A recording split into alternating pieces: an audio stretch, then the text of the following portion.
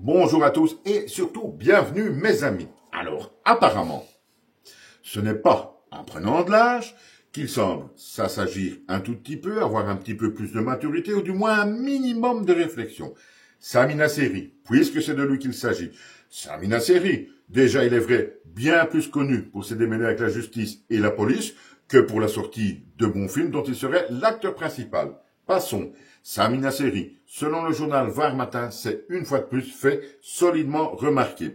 Les faits se passent cette fois-ci sur le parking d'une station-service où, visiblement, sans raison valable, il a agressé violemment une personne également présente sur ce parking dans sa voiture.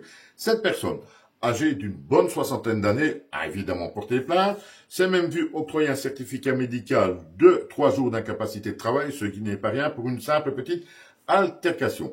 Selon donc cette personne, elle se trouvait à bord de son véhicule, toute vitre fermée, quand elle a vu s'approcher de ce dit véhicule un homme qu'elle ne reconnaît pas être Sami Nasseri. Un homme qu'elle ne connaît pas, qui s'approche de son véhicule et qui directement, nous dit-elle, commence à frapper la vitre côté conducteur, où elle se trouve donc, en l'insultant, comme je vous l'ai marqué, de sale PD, de Jean-Claude ta mère, etc., etc.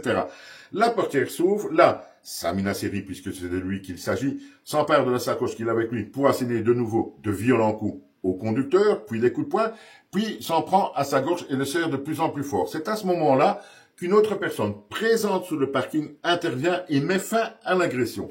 Et là, réaction surprenante, toujours selon le témoin, réaction surprenante de Sami Nasseri, qui en profite pour s'enfuir en courant. Surprenante parce que, évidemment, Sami Nasseri a donné sa version et elle est tout autre. Selon Sami Nasseri, ça ne s'est pas passé comme ça, c'est même tout le contraire, nous dit-il.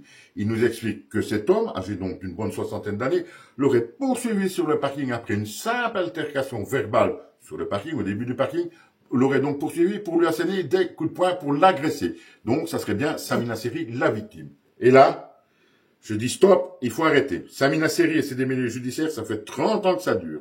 Et depuis 30 ans, à chaque problème, Sami Nasseri se positionne en victime, fait la pleureuse, il n'a jamais rien fait, c'est toujours la faute des autres.